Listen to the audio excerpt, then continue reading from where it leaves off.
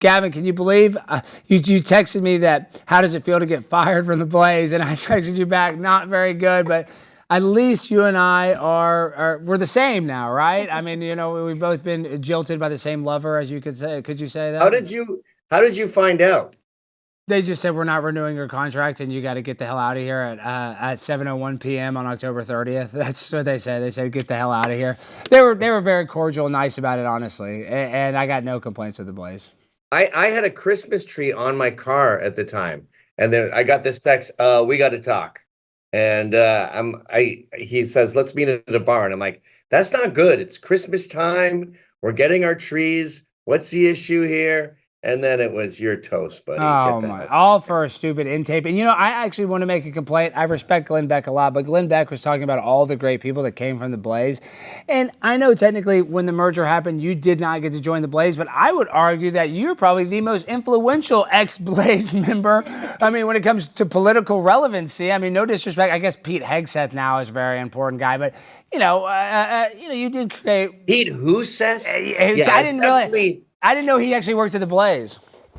Yeah, me neither. You know what I like about your show is that it reminds me of being a kid and watching a cable access late at night, and it was just total and utter chaos. There was no rhyme or reason. You couldn't put your finger on it. Like today, you go, oh, this is a right-wing show. That's a left-wing show. That's a comedy podcast. Everyone is so easy to identify these days. But Alex Stein's shows, I have no idea what's going on. I have no idea what's going to happen. That's what made it exciting. And if people don't get that, then it's their loss. Well, and people do get it. I still have an audience. Thank God, all the people that are watching. But Gavin, my next project, and potentially you and I would love to work together. But the next thing I'm going to do is going to be cutting edge. And I know everybody says that, but I'm going to cultivate something similar to Fish Tank, but similar to a live podcast and similar to kind of the whatever podcast. But I want to get every freaking geek in the DFW Metroplex, and I want to create a whack pack that would make Howard Stern blush. I want to create something that nobody's ever seen and give a platform to probably the most eccentric people in the world. So that's kind of my goal, is to put other people over by getting, and harnessing their clout and getting more clout at the same time. But, Tim Pool offered me a job, so I can work for Tim if I'm destitute. And I work for Turning Point, so I'm okay, guys. I'm offering you a job right now. I would do anything to get you. I'll pay. No, you don't have to pay. I'll do whatever you got, whatever you want. You're an eat what you kill type of guy. And luckily, I'm a freaking assassin, Gavin, so we're going to make some money together. And it's not about the money. That's the other thing, Gavin. That's why I really respect you, because I know you like to make money. You're very successful, but I know that you don't care about the money. I know that money is not the most important thing to you, and I think that's what makes you special, is that obviously money is important to you, but I feel like the art is more important to you than the money, because you've lost so many opportunities by being authentically yourself. So I feel like that as an artist is the truest thing you can do. Yeah, I've tried to care about the money. It doesn't work. Yeah. I mean, the money is fleeting.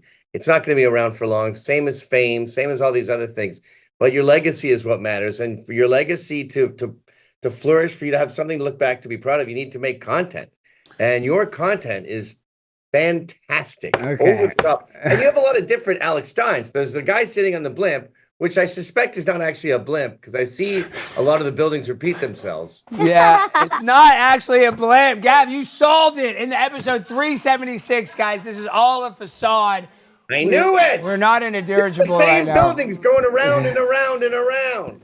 But then there's also the Alex Stein on the street fighting Antifa. Yeah. Oh, there it is. It's a set. It's a TV set. The curtain has been revealed. We've revealed the what is it in Wizard of Oz? Who's the thing at the end that gets revealed? The wizard. I guess the wizard. Yeah. Gavin, now how do I navigate my personal life though? Now, I know that's kind of a weird question, but 1 second, I'm the pimp on a blimp, and now I'm kind of going independent. So I guess this is my question. Should I still try to color within the lines, or should I try to go extra crazy? Because I'm kind of in my head thinking I kind of want to take the Gavin McInnes approach and call Nick Fuentes and start doing this and start doing that. Or should I try to play it cool or should I kind of go scorched earth? You got to be you, my man. Whatever feels comfortable. I mean, my only advice with that would be if you want to go radical and your heart is not 100% into it, then don't do that. That's true. But if it's something that's been plaguing you forever, you got to let it out, man. No, you're exactly right. Because if you're not really passionate about it, it's not. And I'm not like saying I'm going to go start speaking bad about Israel. I respect Israel. I actually respect their right to have a state. I'm not like, Cenk or something like that. But my point is, I just need to be a little edgier. I need to push the envelope. I got to go out there and really mix it up. So that's what I am going to focus on doing. And I'm going to do it for issues that I'm actually passionate about. So yeah, that is really good advice. And Gavin, what other advice? I know you're about to go live here in 45 minutes, but what other advice can you give a young man like myself as a person that looks up to you? My best advice for you would be to like cats less and like booze more. I'll start drinking because of you. Yeah. There you go. Get that down. Oh, I'm Gavin. I'm drunk. Oh, I'm in a better mood now. Did you even drink it? Did you really drink it? It tastes like shit because I probably have HPV now. 20 different guests have had put their mouth in that bottle. No, you're probably right about the cats, but I'm addicted. I have toxoplasmosis, so that's like the that's disgusting. I have a feces makes you crazy too. That's what I'm saying. I am crazy, and I think that that's a fair assessment of myself. Well, Gavin, you and I have a lot more to talk about. We got a lot of trips down memory lane, but your clip was our most legendary clip. I think it is still one of our most viewed clips, and you really did help the show get a lot of attention. We played that in the intro. We don't need to play it again, do we, Jimmy? I kind of like Gavin's commentary. Okay, let's play it. Let's play it one more time. This is an iconic moment. Gavin on the first episode on the Blimp of Primetime with Alex Stein. It's funny. We're learning here at Primetime with Alex Stein. You're going to learn about proper race relations from a race expert named Gavin McInnes. Yeah. Wow. I'm also an expert in get off your fucking phone. No, do not talk to the audience. No, Gavin, now he's breaking the fourth wall. You're the studio audience. You're on your phone. Okay, see, now we have to break the fourth wall. What people is not seeing is that. Sorry, I'm boring you. Gavin, this is my show. Shut up. Okay. We can hear all your chattering. Now we're going off the rails. All right. Most annoying background I've ever been a part of. Okay, Gavin we're gonna give him a hint of fentanyl, and we're gonna calm him down a little bit. Things are Chatty crew and the fucking phone bunch. Leave it in your pocket. You're at a show. You're part of the show. I actually do agree with him. I think security Holy needs shit, it's so disrespectful. Can security take him out? The young kid in the front. They're all on their phone. Gavin. It wasn't one young kid. The entire audience were sitting there on their phones, not filming, but just like this. Like we were boring, which is fine, but don't tell us that as the studio audience. And then even your guys, your sound guys and whatever guys were like chatting. I'm getting mad just talking about it. They were chatting during the show. Like it's supposed to be sacrosanct. You're supposed to be tiptoeing around, petrified of making a sound. But nope, they were at a sleepover, and the crew was like, they didn't even know we were filming, I guess. Well, to be fair, that was our first show ever. The crew literally had never even talked to each other in the studio before other than that, but you are right. I blame them. It's their fault the show got canceled. It's their fault that they're on the phone. It's all their fault. We are the talent. We can do no wrong. So I agree with you 100%, Gav. Good. All right. Good. Well, what else can we check? What can we be on the lookout for? I know you and Ant's show. I listen to it every week. I think it's so great. But what can we be on the lookout for with you, Gavin? Anything you want to plug before you go? Well, I'm back on YouTube. Oh, Gavin. yeah, that's awesome. And Twitter. Huge Twitter. Shout out to Elon Musk. And Gavin's back on Twitter and YouTube. Yeah, Even though you had a secret YouTube, changing. But you did have a secret YouTube this whole time that got millions of views. Yeah, well, that's the company's YouTube. Yeah. This is my personal YouTube is back. I had to start from scratch though, but I think it's indicative of a changing culture. Like the pendulum is swung back. You can sort of smell it in the air. It's just like the air is fresher now that the fat blue hairs have been fired. It just everything seems purer and freer now that these Luddite loser lefties have lost their stupid jobs. No, it does feel more free, but Gavin, you had such a great interview with Nick, and I liked when you called Ron Coleman and you asked Ron Coleman, would you be happy if they kicked out Muslims that spoke bad? And he's like, yes, I would. But my point is that clip was so funny because, I think Nick said a funny statement that, of course, a Jew wants a Middle Eastern guy that's saying bad stuff, that he wants death to him to be deported. I actually kind of agree with Ron Coleman for having that sentiment. I don't think that's that crazy. But you had that conversation. Tucker just had this conversation. Nobody got hurt. Nobody died. Why are people on this train that Tucker platforming Nick is the end of the conservative movement? There's no way that interviewing a person on a podcast can end a political movement. I mean, am I crazy for thinking that, Gavin? I hate that whole term platform. Yeah. You're having a discussion. You're having a debate. You're exchanging ideas. You're not giving someone a platform. They don't get out there and give reasons to sign up to their little thing. They don't have a PDF on the screen where you can register with their stupid fan club or whatever. Yeah. It's not a platform. It's just two people talking. And we used to do that all the time. It's actually the origin of America, was the idea of debate and going back and forth. It's what made this country. But conservatives and liberals both, since 2015 with Trump, they're like, don't talk to them anymore. It's wrong. And somehow the right picked up on that, and they go, don't talk to the enemy anymore. It's evil. Then you talk to the enemy and you're like, we disagree on like 6 things. That's what I'm saying. I mean, literally with Nick, it's like 2 things I might disagree with him on. Okay, this is my last question, though. And you have been a victim of this. So, I mean, you don't have to get all crazy about it. But this is my other complaint about the conservative side of media, is everybody's a damn gatekeeper now. You know what I mean? I feel like in the right, they don't want to lift the other people up unless you're like, I mean, there are certain circumstances where people get lifted up. I'm not trying to say that it's like all doom and gloom, but there's a lot more gatekeeping going on than, I guess, access facilitating.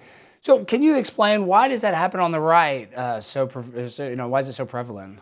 It just became the culture. Gatekeeping was the culture, and that's not conducive to the internet. Look at all these comedy troupes that are on YouTube that have figured out a way around Comedy Central. And now the gatekeepers are like, can you come back? We'd love to have you. And it's like, no, I have my own thing now. I don't need you anymore. You guys gate kept for so long that we started our own industry. And now that's why it's going to be so hard for me to get you. No, it's you not. Don't need me I anymore. do need you. And because I also saw you were with Enrique Tarrio, but all those J6ers too. I love how Trump pardoned them. But I know you're not going to say anything about Trump, but I don't know if Trump has done enough for the January 6th. I feel like there needs to be people in jail for all of the organization. There's still people that are in jail. There's no, I'm talking about all those people on that commission or whatever. You know what I mean? Yeah, I'm saying, they have to. We need to go after that whole. That was all shenanigans. So that's why I'm kind of frustrated. Corrupt. That was lawfare. That was illegal. The way that what's her name was talking to witnesses and stuff, that was totally corrupt and illegal. That has to be pursued. But also these J6ers, like Joe Biggs, he doesn't have his VA back. He's not pardoned. A commutation is great, but it's no pardon. Oh, so he lost all of his benefits with that? Yes, the guy has 3 Purple Hearts. He almost died for our country. I know he had Purple Hearts, but I didn't realize he lost his VA. I thought you could be a criminal and still get your veterans, social services. Not treason, not whatever. Oh, wow. Whatever I guess his crime was whatever created some threshold. Because, there's a lot of vets get DWIs and drug charges and don't lose their benefits. Wow. Yeah, this was, what's it called? Intermediate decision. What were they charged with? Incendiary super bombs? I'm forgetting the term. And we never found the damn pipe bomber. It's all fake. And that was all forgotten about. Wasn't it? And last thing I want to say, and this is a controversial topic. I work for Turning Point, love Turning Point. But what do you think about Charlie's assassination? I haven't heard. I mean, I've heard you make a statement on it, but kind of what do you want to say about him? And it's going to sound terrible, but it was very good. Hold on, calm down. For the movement, because it showed the right that you cannot reach out to these people. You cannot try to bridge the gap. They are psychotic. Don't try to be their friends. Don't try to teach them. This is a divorce. And if you think that you can work with them and maybe we can be unified in a big unified America, no, that's horseshit. They are insane and you need to stay away from them. No, I think you're exactly right. I mean, when it comes to Turning Point success, Turning Point's the biggest it's ever been. I mean, Charlie would rather be alive. I know that. But overall, Turning Point is going to be a legacy organization that Charlie was like the sacrificial lamb. He was almost like the Jesus figure that he liked so much. Yeah, but stop trying to be their friends. I like when you go there and drive them insane. That's what you have to do. I agree. Don't placate them. Well, these college campuses, they're going to get kind of crazier, but I still don't think a college campus is as dangerous as Midtown Manhattan. You know what I mean? We try to have it. What, you think Midtown Manhattan's safer than Berkeley or than I think all these college campuses are going to have lunatics there. That's true. forever, especially if you say anything bad about trans. That's the new one. If you're known as the anti-trans guy, you're dead. Well, you know how you're exactly right, Gavin, because I was at Illinois State University and Chloe Cole had spoken like less than a month before. And there were some protesters for me. There were 4 protesters for Chloe Cole because Chloe Cole's a detransitioner that transitioned at 14 and detransitioned because she's like so famous in the trans community. She had 100 protesters. I was like hurt. I was hurt. But you're right, because that her whole message is about trans stuff. It hits a nerve on these college campuses that, like, you're exactly right. That her messaging hits a bigger nerve than all of my messages combined. Alex, you're saying, aren't you safe on a college campus?